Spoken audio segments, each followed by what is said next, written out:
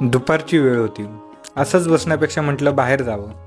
मग आम्ही राजूभाईंची सुंदरी काढली आणि निघालो सर्व तीर्थ टाकीदला. गंगेशभाईने या रथाचं सारथ्य करण्याचा विडा उचलला. बिचारे पायांची घडी घालून गाडी चालू लागले. हळूहळू आम्ही पोहोचलो टाकेद तीर्थात. गेल्याबरोबर चंदनाचा टिळा लावण्यात आला. वर्षानुवर्ष जुनी उंच उंच झाडं बघून मन आधीच प्रसन्न झालं होतं. थोड्या अंतरावर असलेल्या मंदिरात नंदी महाराजांचं दर्शन घेऊन ओंकाराच्या स्वरासोबत काही काळ गाभाऱ्यात ध्यानस्थ बसलो.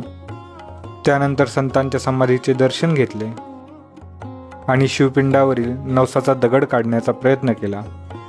पहिल्याच प्रयत्नात दगड बाहेर आला. त्याला जवळील कुंडात आंघोळ घातली आणि पुन्हा आणून ठेवला. त्यानंतर भीमभाई आणि अनिकेतने सुद्धा आपला हात आजमावला.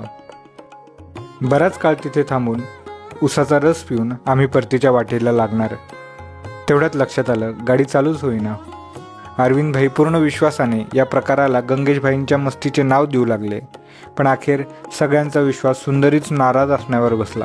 मग आम्ही खाली उतरून सुंदरीची मनधरणी केली आणि अखेर निघालो घराच्या वाटेवर.